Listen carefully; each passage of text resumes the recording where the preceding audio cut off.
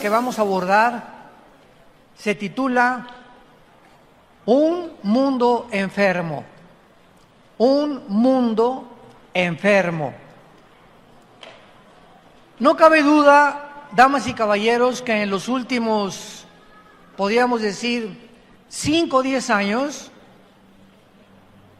hemos sido testigos que parece que la naturaleza se está viniendo contra los seres humanos. Las fuerzas de la naturaleza se están volviendo en el mundo y hemos sido testigos en los últimos años de huracanes devastadores, tornados, inundaciones, incendios, erupciones volcánicas. El Popocatépetl cerca de Puebla está a punto ya está cansado de nosotros, el Popo. Terremotos, tsunamis, etcétera, etcétera. Y la pregunta que nos podemos hacer es, ¿qué le está pasando al mundo? Bueno, siempre ha habido terremotos, siempre ha habido erupciones volcánicas, siempre ha habido fenómenos de la naturaleza de este tipo, pero nunca se habían conjugado tantos al mismo tiempo. Y una de las evidencias más grandes de que el planeta Tierra se encuentra enfermo, parece que ahorita sí nuestro planeta tiene una bronquitis o una neumonía aguda, son los cambios climatológicos. Cuando ya la primavera no es primavera y en el invierno ya no es invierno, y cuando debe haber calor hay frío y cuando debe haber frío debe de haber calor, nos damos cuenta que los ciclos de la naturaleza nos indica que verdaderamente la ecología del planeta Tierra se encuentra en gravedad. Y la Biblia nos da respuestas muy claras. Es este libro que tengo en mis manos, el primer libro en haber sido impreso en la imprenta de Gutenberg, el primer libro que se tradujo en la historia a más idiomas y a más dialectos que cualquier otro volumen de literatura en las millones de bibliotecas que están alrededor del mundo. El libro que contiene los registros más antiguos de genética, de química, de física, de antropología, de paleontología, de arqueología y de la disciplina académica que tú me quieras mencionar. No existen en los libros sagrados ni el Popo, ni el Tripitaka de Buda, ni los Vedas de los persas, el que tú me quieras mencionar, el Corán del Islam. No existe un libro, ni siquiera que se atreva a comparar los registros históricos, geográficos, etcétera, etcétera, que contiene la Biblia con cualquier otro libro que tú quieras presentarme. Ni tampoco hay ningún líder religioso, ni Mahoma, ni Buda, ni Mahatma Gandhi, ni Zoroastro, que se pueda comparar con la persona de Jesucristo, el Hijo de Dios, que es el tema de la Biblia, del Génesis al Apocalipsis. Estos 66 libros nos mencionan y está escondido en muchos de ellos la persona del Hijo de Dios. La Biblia nos muestra claramente en el Evangelio de Lucas, capítulo 21, que Jesucristo anunció que antes de que Él regresara, el mundo iba a tener estas características, precisamente, no solamente climatológicas como lo vamos a ver, sino morales también y geopolíticas. La unión actualmente de Rusia con China, con Irán, con Siria y con Turquía no es una coincidencia. Estas 5 naciones que encontramos ahorita unidas, se profetizó hace 2600 años en Ezequiel capítulo 38, que estas naciones, cuando no existían, ¿y cómo podemos determinar qué eran ellas? Por la zona geográfica en la que la Biblia las ubica. Por ejemplo, Rusia ubica la Biblia como el nombre de Magog, porque los magogitas son los que vienen de los godos, de los escitas, y es la región que ocupa exactamente geográficamente las 15 repúblicas en las que se dividió Rusia en 1991. Y así podemos ver nosotros que en Génesis capítulo 10, los hijos de Noé, de ahí descendieron todas las naciones de los jafetitas, toda Europa, que son los anglosajones, de los camitas, todo el continente africano, y de los semitas o de Sem, el continente o todo el área del Asia Menor y del Medio Oriente. Entonces, es impresionante cómo este libro maravilloso nos puede trasladar de cientos de siglos con anticipación y ponernos en el siglo XXI y corroborar nosotros que solamente Dios pudo inspirar y podemos tener un libro como la Biblia que es incomparable. No hay ningún sistema de filosofía, no hay ninguna ideología humana que la Biblia no haga pedazos. Destruye cualquier sistema de pensamiento que el ser humano ha desarrollado a través de los siglos.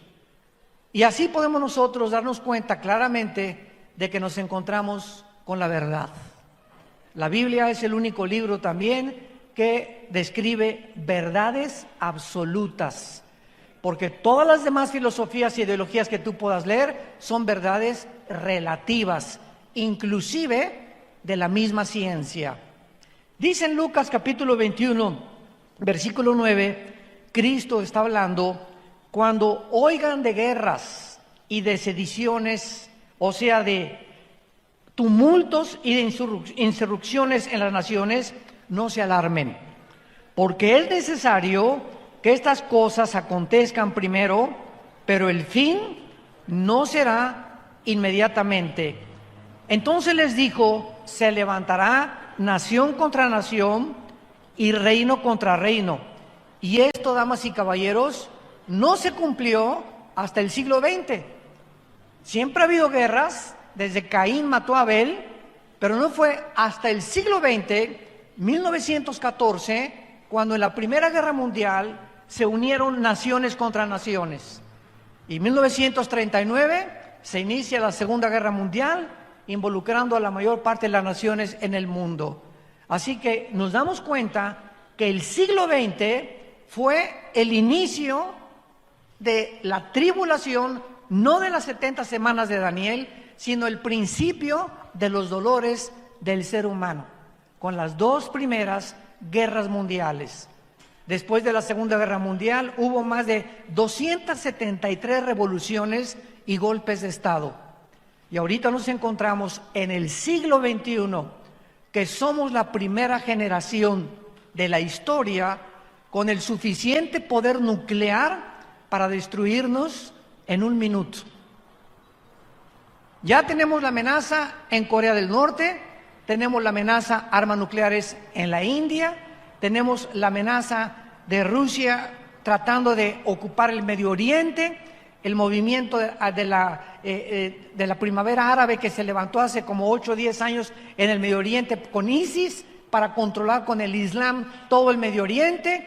Estados Unidos ahorita está en tensión ya con la Guerra Fría con Rusia y estamos en un punto ahorita tan difícil donde creemos, ¿verdad?, la mayor parte de los que estudiamos las profecías bíblicas, que tal vez Venezuela se encuentre en medio del conflicto. Ahorita sabemos nosotros que se juntaron Europa, la Unión Europea, con Estados Unidos para apoyar a otro presidente en Venezuela contra otro dictador. Pero ¿qué es lo que impide ahorita que se acabe esa dictadura y que entre un nuevo gobierno? Una invasión armada militar. Y para que esto suceda, se enfrentarían dos potencias, Rusia y Estados Unidos. Y si esto se lleva a cabo en los próximos días o semanas, nos enfrentamos a una guerra nuclear de proporciones mundiales, donde de acuerdo al cuarto sello del Apocalipsis, moriría casi una cuarta parte de la humanidad. Por eso no se ha hecho nada y por eso hay una tensión simplemente, ¿verdad?, en la que la única forma en la que se pueda liberar esta nación es a través de una intervención militar. No se ha llevado a cabo por las consecuencias tan terribles en las que se hundiría el mundo antes de que Cristo regrese. Esto es solamente un ejemplo de lo que Jesús dijo: oirán de rumores de guerras. Y es lo que estamos oyendo. Los tambores de guerra se oyen en el mundo entero. Muy bien. El libro de Isaías, capítulo 24, nos describe hace, apúntenlo, 2700 años. Este libro fue escrito hace 2700 años por el profeta Isaías. Y este libro se encuentra y se descubrió en 1948 en los rollos de Qumran, en el Mar Muerto.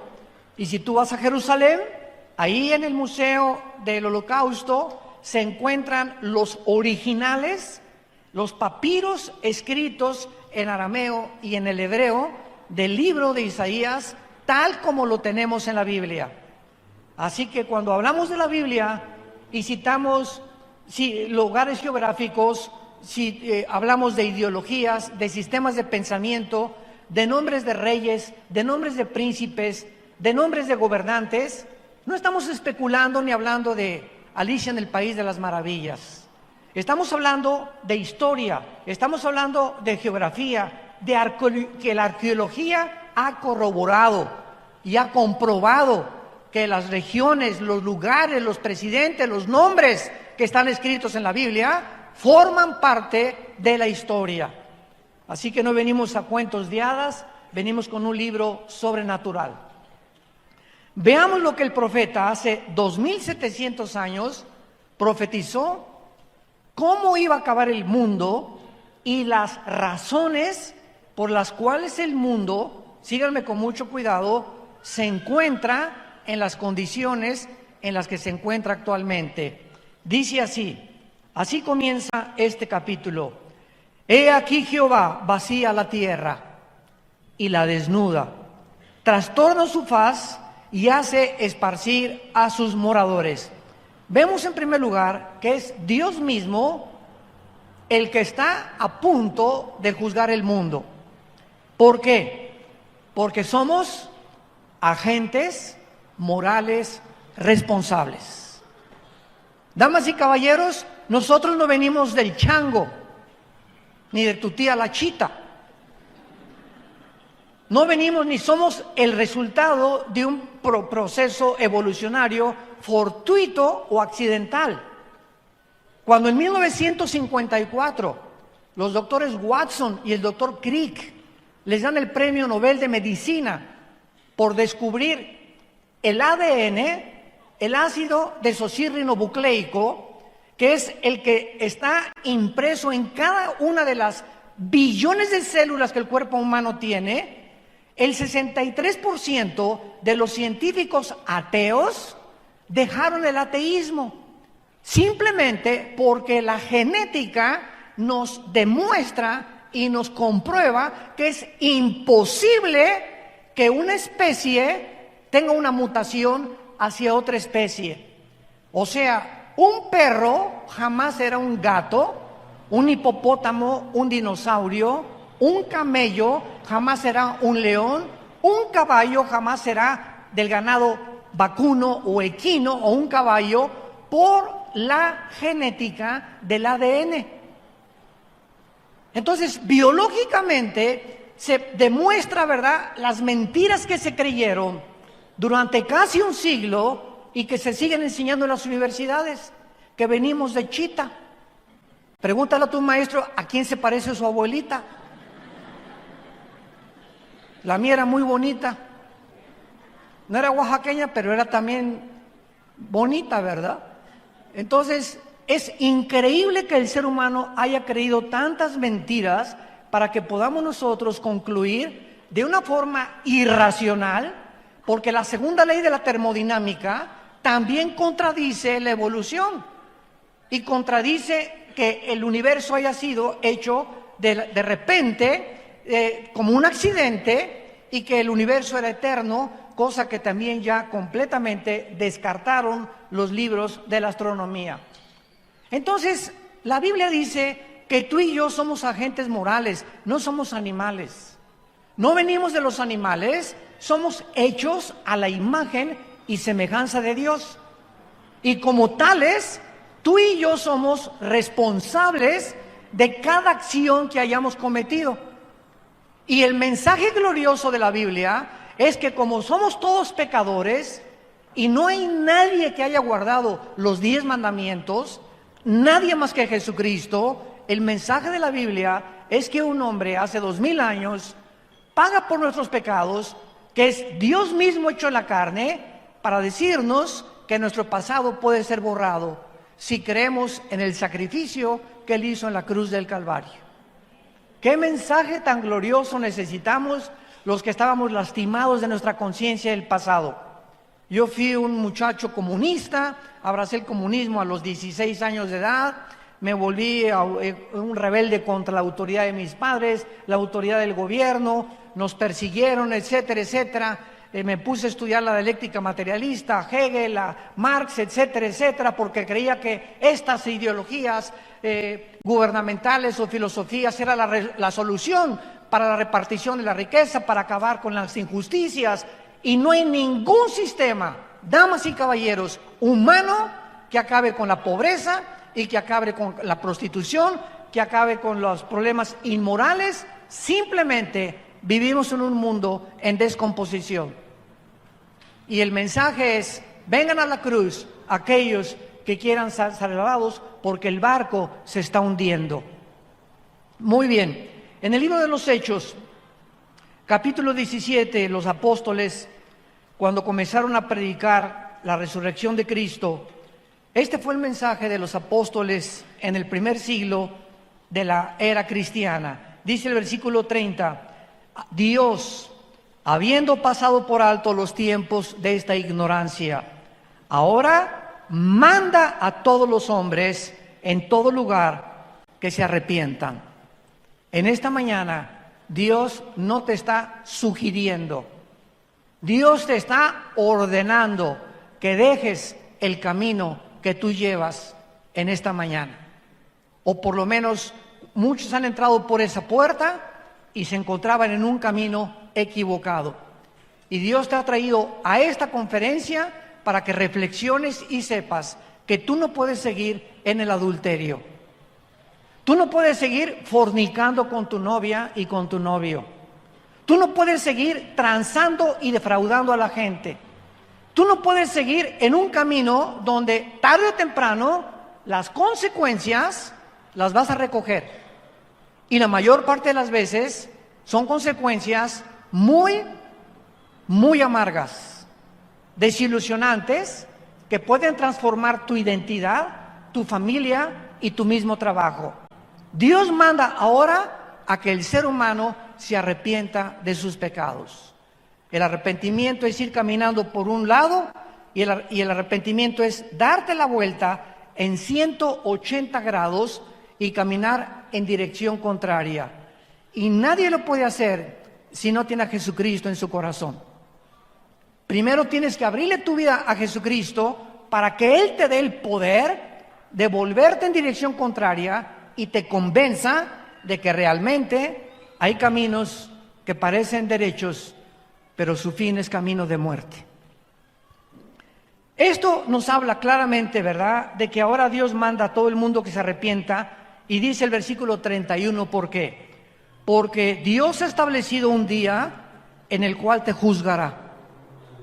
Dios ha establecido un día en el cual juzgará al mundo con justicia por aquel varón, o sea, por Jesús, a quien designó, dando fe a todos con haberle levantado de los muertos. Regresamos a Isaías 24 y dice el versículo 2, y sucederá como al pueblo, como al sacerdote, como al siervo, como al amo, como a la criada, como al ama, como al que compra, como al que vende, como al que toma prestado, como al que da logro, así al que lo recibe. En segundo lugar, será un juicio universal. Indígenas, políticos, ricos, clase media, clase social, no va a haber distinción de personas, estarán delante de Dios. Y cada ser humano en el día del juicio va a ser juzgado de acuerdo a la luz que haya recibido acerca del conocimiento de Dios. Muchas veces me han preguntado, oiga, ¿y qué pasará con aquellos que nunca oyeron de Cristo? Es una muy buena pregunta. ¿Y qué pasará, por ejemplo, con los budistas, pues, que nunca hablaron de Cristo ni tuvieron la Biblia? Muy buena pregunta. Y los musulmanes que también nunca han oído hablar de Cristo, y los indígenas, los aztecas, tlaxcaltecas, chichimecas, mixtecos, que nunca oyeron hablar de Cristo ni de la Biblia. ¿Cómo los va a juzgar Dios? La Biblia tiene la respuesta en Romanos 2, del 12 en adelante. Y ahí el apóstol Pablo explica en Romanos 2, del 12 en adelante, que las personas que han muerto sin el conocimiento de la Biblia, para que tú lo sepas y no te andes preocupando qué les va a pasar a los demás, los que han muerto sin el conocimiento de Cristo y sin el conocimiento de la Biblia, Dios los va a juzgar por su conciencia. El día que Cristo juzgará los secretos de los hombres. Entonces no nos preocupemos por la gente que no ha oído hablar de Cristo. Ni, por ejemplo, nuestro padre, mi padre, nosotros éramos sumamente católicos. Yo quería a los 12 años ser cura y estuve en el seminario salesiano durante casi un año y haciendo el noviciado, aprendí un poco de latín, era a monaguillo y yo quería abrazar el sacerdocio, era muy místico de niño, etcétera, etcétera. Y cuando nos dijo un arzobispo que teníamos que hacer el voto del celibato sacerdotal, le pregunté, perdón, excuse me, ¿qué es eso? Y me dice, a esa edad que yo tenía 13 años, es que ustedes tienen que hacer un voto que no se pueden casar jamás. Y recuerdo que esa misma tarde, estábamos en Acapulco en el seminario, ahí en la colonia Costa Azul, pasó una güerita en una bicicleta, muy parecida a mi amor.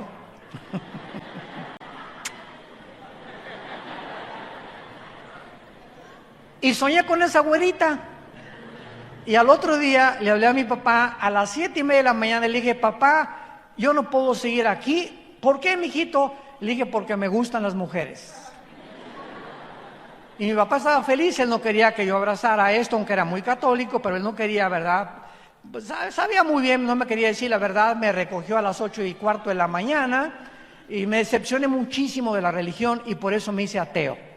Porque me di cuenta que eran puras mentiras, eran puras tonterías, etcétera, etcétera, y me fui al otro extremo en contra de la religión. Y cuando mi hermano a los 26 años de edad, después de padecer todo lo que padecí por mis ideas comunistas, viene y me dice, te vengo a ofrecer a un hombre que no es una religión, que se llama Jesús, y que no es católico, ni protestante, ni mormón, ni ninguna religión. Él es el Hijo de Dios. No te vengo a presentar una religión, sino a Jesucristo. Comencé a leer el Evangelio de Juan y cuando llegué a Juan 14, versículo 6, cuando Jesús dijo, yo soy el camino, la verdad y la vida, no dormí en toda esa noche porque me acordé de Buda. Antes de morir, Buda dijo, busquen la verdad. Nunca dijo que era la verdad. Mahatma Gandhi, un hombre que a través del pacifismo evitó que los ingleses conquistaran la India. Y Zoroastro, y así me fui con todos los líderes. El Che Guevara, tenía una foto del Che Guevara así grandísima en mi cuarto, ¿verdad? Me di cuenta el pobre hombre cómo murió en Bolivia, cómo fracasó la extensión del comunismo cubano en Sudamérica, cuando él con 4, 5, 6 hombres se encaminó para allá. Yo estaba a punto de irme a entrenar ya en las guerrillas urbanas. Y todas estas cosas, cuando oí de Jesucristo, caí de rodillas y le pedí que entrara a mi corazón. Me encontraba en un estado de existencialismo impresionante y me di cuenta, ¿verdad?, que yo no podía luchar contra Dios. Que si yo amaba la verdad y me quería apasionar por algo, sería con Jesús. Y le prometí a Dios que yo quería ser un apasionado de la verdad, levantar este libro y dedicar mi vida, la corta vida que Dios nos ha dado, a decirle al mundo, Jesús vive, arrepiéntete de tus pecados.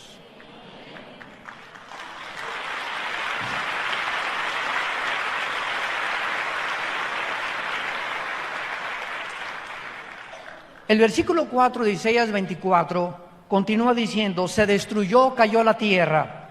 Recuerden, esto fue escrito hace 2700 años.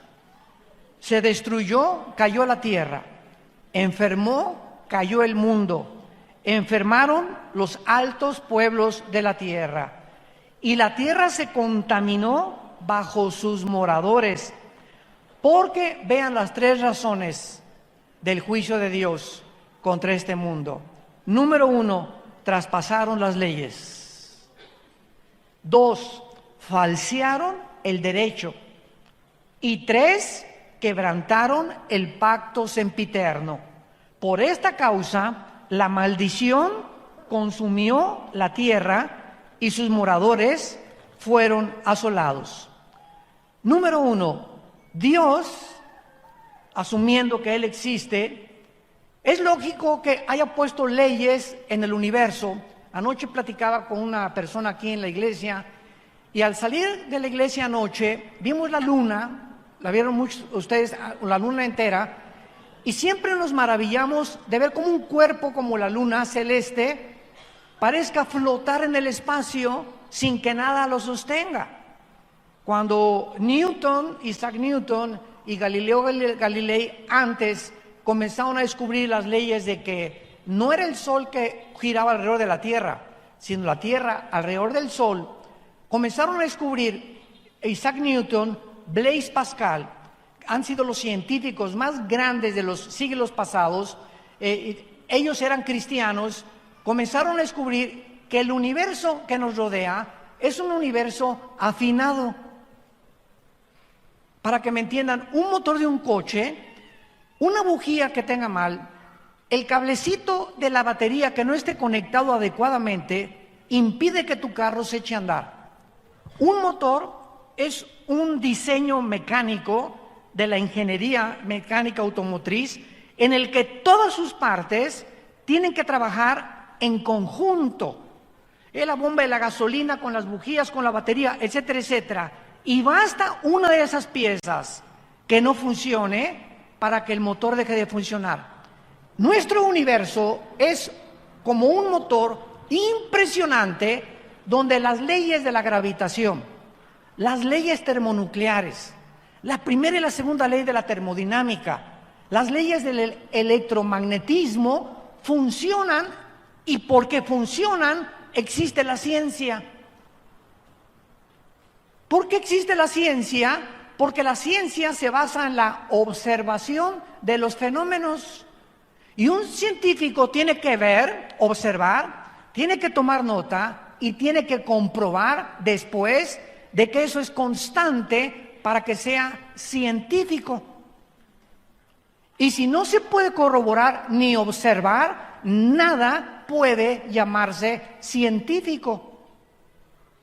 Por eso la teoría de la evolución es teoría, porque no se ha observado en más de un siglo que Carlos Darwin la postuló en su libro El origen de las especies, que hay una mutación entre una especie y otra especie. Le llaman el eslabón perdido. Hay la macroevolución, pero no la microevolución. Entonces, un perro puede nacer sin cola o puede ser chihuahueño, grandanés, pastor alemán, etcétera, etcétera, pero son caninos. Los caballos son ponis, son percherones, caballos árabes, cuarto de milla, pero son equinos. Hay vacas y hay toros cebú, toros de lidia, etcétera, pero pertenecen al ganado vacuno. Son especies que se reproducen y tienen cambios entre ellos, chiquitos, grandes, pero pertenecen a esa especie. Pero no se ha corroborado la mutación de una especie a otra especie. Señores maestros de la universidad que nos acompañan. Y esta es la razón por la cual es una teoría que es irracional contra las leyes de la biología y de la física de los últimos descubrimientos. Entonces vemos claramente, ¿verdad?, que Dios puso leyes morales. Y dice la Biblia, en primer lugar, falsearon, traspasaron las leyes. Dios ha puesto una frontera o una barrera moral porque somos agentes morales. Y así como hay leyes cósmicas, la Biblia nos da las leyes de ética, de conducta y de moral de Dios. Y cuando tú traspasas esas leyes que Dios ha puesto para que no nos crucemos al otro lado, ¿cómo se llama? Cuando te pasas en la calle la luz roja. Se llama transgresión. Has transgredido las leyes de tránsito de la ciudad de Oaxaca. Y si te veo en la policía, te dan un ticket inmediatamente, porque estás yendo más allá de lo que las leyes te permiten no ir. Entonces Dios ha puesto leyes morales, y una de las leyes es precisamente el matrimonio. Y Dios dice, cuando tú te cases, no traspases las leyes. El sexo se usa nada más dentro del matrimonio. No le hagas caso al sexólogo, ni a la doctora Corazón, ni al psiquiatra, ni al psicólogo que no son cristianos, porque la única autoridad sobre el sexo, cómo debe ser usado, es Dios. Él es el que nos los dio como un derecho, como un regalo maravilloso, precioso, lindo, etcétera, etcétera, dentro del matrimonio. Y cuando traspasamos las leyes y comenzamos a usarlo fuera de las formas en las que Dios lo estableció, nos volvemos culpables delante de Dios. La Biblia le llama el pecado de la fornicación.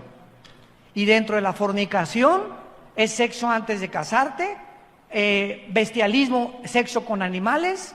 Dentro del matrimonio, adulterio con una persona que no es tu esposo o tu esposa, hombre con hombre, mujer con mujer. Y hay una depravación actualmente en el mundo donde Dios dice, ya estoy hasta acá, basta. Si la humanidad sigue como está ahorita, se van ellos mismos a autodestruir.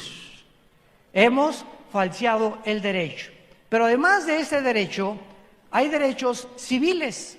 Señores abogados que nos visitan, antes de Atenas y antes de Roma, les quiero comunicar, si no lo sabían, que los atenienses y los romanos no inventaron el derecho. Las leyes y los principios del derecho y de las leyes para gobernarnos civilmente vienen de este libro de la Biblia. Escuchen, por ejemplo, en el libro de Deuteronomio, en el Antiguo Testamento, capítulo 1, lo que Dios le dijo a Moisés, cómo gobernar, y que lo escuchen ahorita los agentes del Ministerio Público, los senadores que nos están escuchando, los gobernantes, los presidentes, los diputados, los presidentes municipales y todos aquellos hombres y mujeres que se encuentran ejerciendo el derecho civil a favor de los pueblos. Miren lo que la Biblia dice, Deuteronomio capítulo 1, versículo 16 en adelante.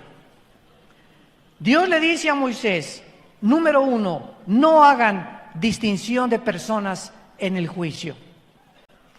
Así al pequeño como al grande van a huir. No tengan temor de ninguno, porque el juicio es de Dios. Y la causa que os fuere difícil, la traerán a mí y yo la oiré. Desde entonces, desde este libro, el símbolo de la abogacía es una mujer con los ojos vendados. Todos ustedes que son abogados lo saben, con una espada y con una balanza. ¿Qué representa esta mujer? Representa en primer lugar que los que van a ejercer el juicio se venden los ojos y no vean si es rico o si es pobre al que se le está juzgando. Porque si tú juzgas porque la persona tiene dinero y la persona no tiene dinero, has violado y has falseado el derecho. Y eso Dios lo castiga severamente. Número 2, la espada representa la justicia. La justicia tiene que ser ejercida y tiene que ser llevada por el Estado de derecho, porque si no hay justicia en un pueblo, no puede un pueblo ser gobernado. Cuando hay personas que bloquean las carreteras o las autopistas y el gobierno no hace nada, ese gobierno ya no está gobernando, afectando a terceras personas. El gobierno tiene que usar, desgraciadamente, el uso de la fuerza y de la violencia para ejercer el Estado de Derecho cuando es necesario. Y en un caso así, se manda a granaderos, o se manda a gases lacrimógenos, o se manda a militares, pero nadie puede atreverse a bloquear los caminos federales sin que nadie del gobierno los interrumpa. Cuando hay manifestaciones y se les permite tener manifestaciones y bloquear las calles a las personas, el gobierno ha dejado de gobernar. Porque para eso es el Estado de Derecho. El gobierno tiene que garantizarnos a todos los ciudadanos en todas las naciones del mundo nuestra libertad, nuestra seguridad y el Estado de Derecho. De ahí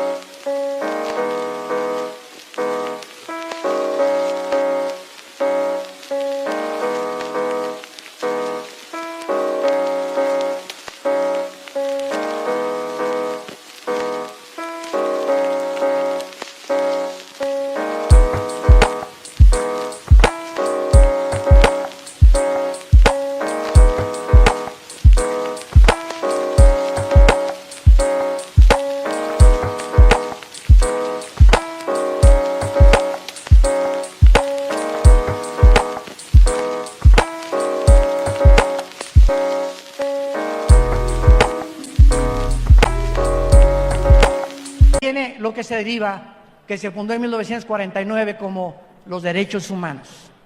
La Biblia dice, falsearon el derecho. Hemos llegado a un punto donde la corrupción de los gobiernos no tiene nombre en el mundo entero.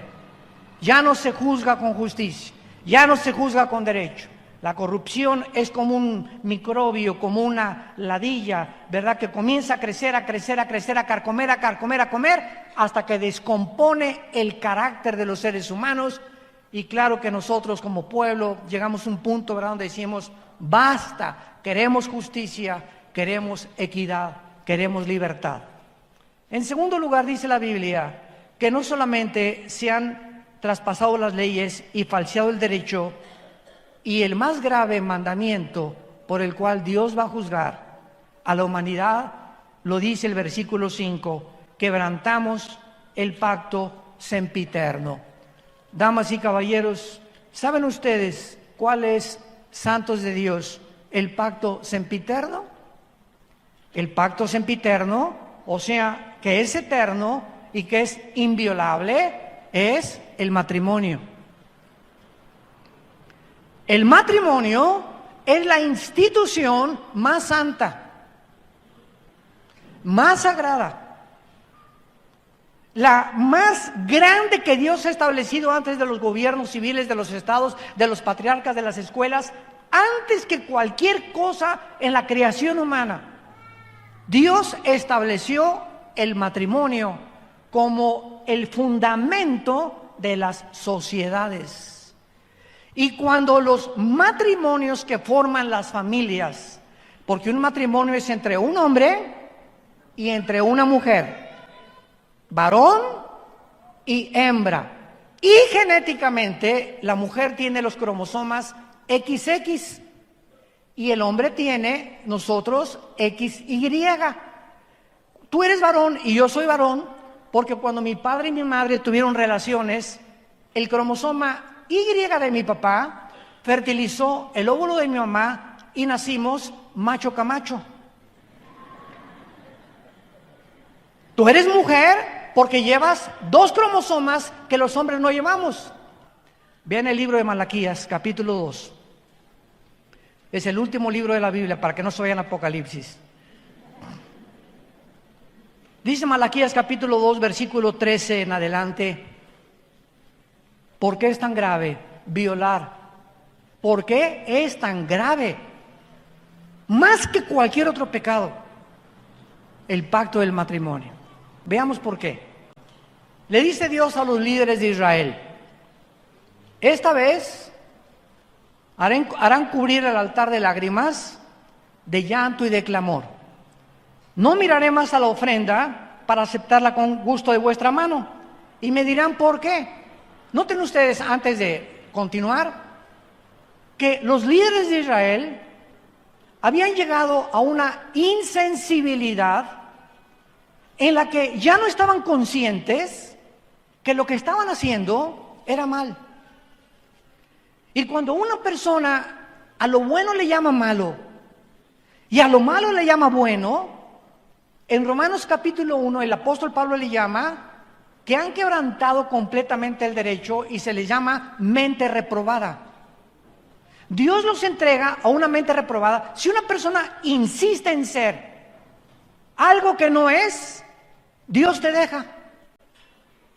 Pues yo quiero nada más hacerme rico. Ok, no me hagas caso, y entonces vete por el dinero. Y el día que tengas tú el dinero que es por el cual estás viviendo, te vas a enfrentar con la maldición que se te va a convertir en maldición el dinero que tú querías tener. Pues yo quiero tener otras amantes porque tengo dinero. Ok, Dios nos da la libertad, tenemos el libre albedrío. Pero en ese momento, cuando tú insistes o cuando un ser humano insiste en decirle a Dios, déjame vivir solo, yo soy Dios, yo hago mis mandamientos, yo puedo decidir entre qué es bueno y qué es malo. Dios te dice, te dejo. Y es el peor juicio de Dios cuando Dios nos abandona y nos permite hacer cosas que ni los animales pueden hacer. Y estos líderes de Israel llegaron a ese punto, pero querían ir a la iglesia, querían ser religiosos, y Dios les dice, van a llorar, y le dicen, ¿pero por qué? Ya no sabían entre el bien y entre el mal, ¿por qué? Y Dios les dice, ¿por qué? Porque Jehová ha atestiguado entre ti y la mujer de tu juventud, contra la cual has sido desleal, siendo ella tu compañera y la mujer de tu pacto. ¿Por qué? Porque ustedes le han sido desleales a su esposo, a la madre de tus hijos, a la mujer que yo te di como compañera para formar una familia. Y la familia, dice Dios, es el tesoro más grande que yo le puedo dar a un ser humano. Porque bendición de Jehová, Salmo 127, son nuestros hijos. Y ahorita muchos de ustedes pueden tener a sus hijos en drogas o en borrachera, lo que sea. Si tú eres cristiano, persevera y sé paciente. Nuestros hijos son benditos porque están sellados con la sangre del Hijo de Dios. Nadie nos los podrá quitar. Nadie.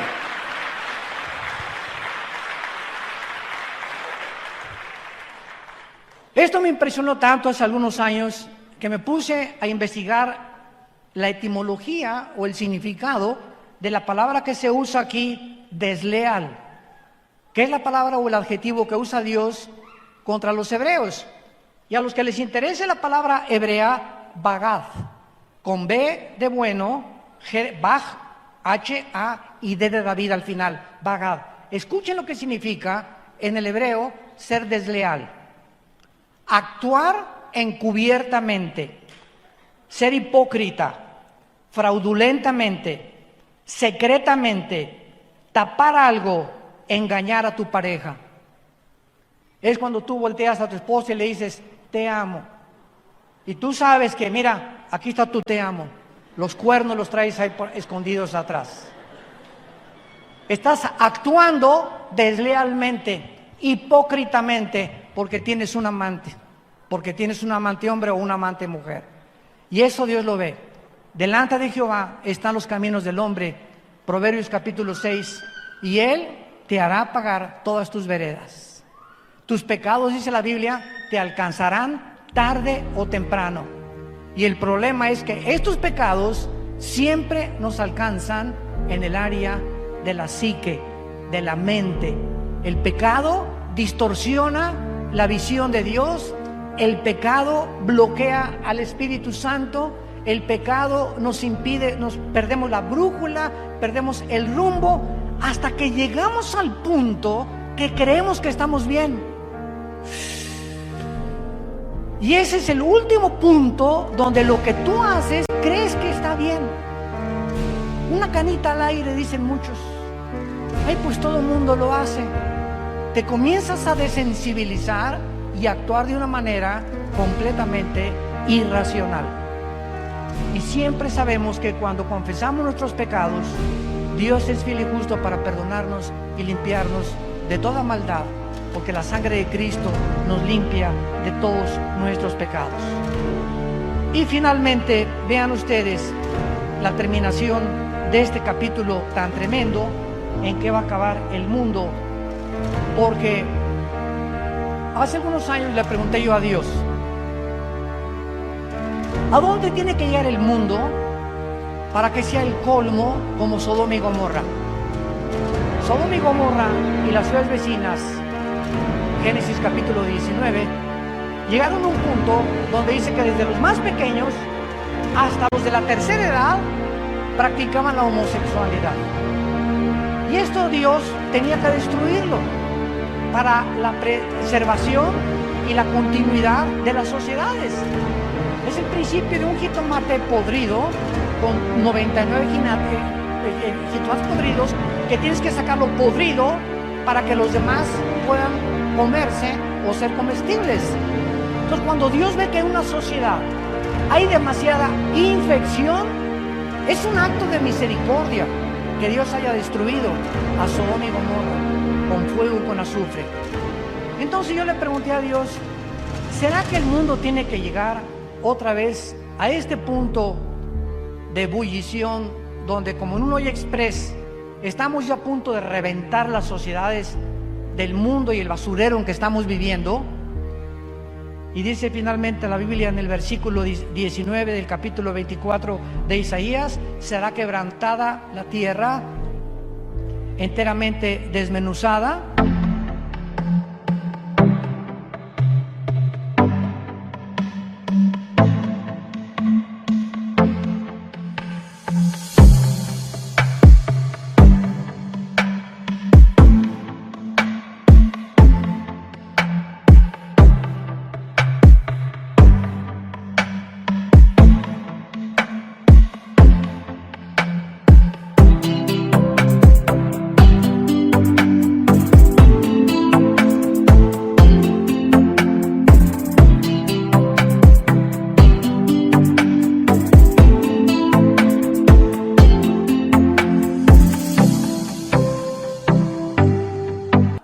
Será conmovida, temblará como un ebrio la tierra, removida como una choza, se agravará sobre ella su pecado y caerá, y nunca más se levantará. En aquel día Dios castigará al ejército de los cielos en lo alto, y a los reyes de la tierra sobre la tierra. Serán amontonados como se amontonan los encarcelados, y en prisión quedarán encerrados, y serán castigados después de muchos días. La luna se avergonzará y el sol se confundirá, cuando Jehová de los ejércitos reine en el monte de Sión y en Jerusalén, y delante de sus ancianos sea glorioso. Todos nosotros que hemos sido cambiados por el poder de Dios mediante la cruz, estamos esperando nuevos cielos y nueva tierra. Todo esto va a desaparecer. Ahora que cayó la famosa catedral de Notre Dame en París, impresionante que en 3 días se juntaron más de 17 millones de euros. Y con los niños pobres, en más de 10 años, no se ha juntado ni un solo millón. Por una mugrosa catedral. Porque es lo que eso, la cultura, el arte, lo que tú quieras y mandes, pero es cemento. Y estatuas, y sí tienen un valor cultural, claro, y el arte es maravilloso, pero es increíble que el ser humano le ponga más énfasis a las cosas del arte que a nosotros mismos. Eso es lo que trato de decirles, a qué grado hemos llegado de desensibilización. En 2 días, 17 millones de dólares para levantar esta catedral, que cuando venga el Señor se va a acabar todos los edificios y todas las estatuas y todas las construcciones que nosotros hemos hecho. Y dice la Biblia que en aquel momento podremos saber que nuestra fe no fue en vano. Gracias le damos a Dios porque por medio de la resurrección de Cristo nos hizo renacer para una esperanza viva. Y en esta esperanza permanece tú hasta el final. Dios recompensa cuando perseveramos hasta el final, seamos fieles hasta la muerte. ¿Cuántos de ustedes en esta mañana quisieran entregarle su vida al Hijo de Dios? Inclinemos nuestra cabeza por unos momentos y ahí desde tu lugar, Dios te ha hablado a través de la Biblia. Dios te ama, porque de tal manera te ama Dios, que la única manera y la más dramática manera en que nos demostró su amor es muriendo en nuestro lugar, pagando el santo por los injustos, el inocente por los culpables. Esto se llama en la Biblia gracia. Algo inmerecido, algo que es indigno de nosotros y que nadie podía ganarse, ni por buenas obras, ni por sacrificios. Es el mensaje glorioso de la cruz. ¿Qué nos pide Dios? Arrepentirnos de nuestros pecados. Que en este momento que escuchas este mensaje reconozcas que estás mal, que estás enfermo, enferma, moral y espiritualmente, y que no puedes seguir más en este camino. Y que Él está dispuesto en este momento a entrar en tu vida, llenar tu corazón con el Espíritu Santo y darte el poder que nos ha dado a millones de personas en el mundo para que la corta vida que tenemos la dediquemos a Él, vivamos para Él y podamos hacer su voluntad. Lo único que tienes que decirle es estas palabras: Señor mío y Dios mío, te pido perdón por mi vida. He pecado contra ti.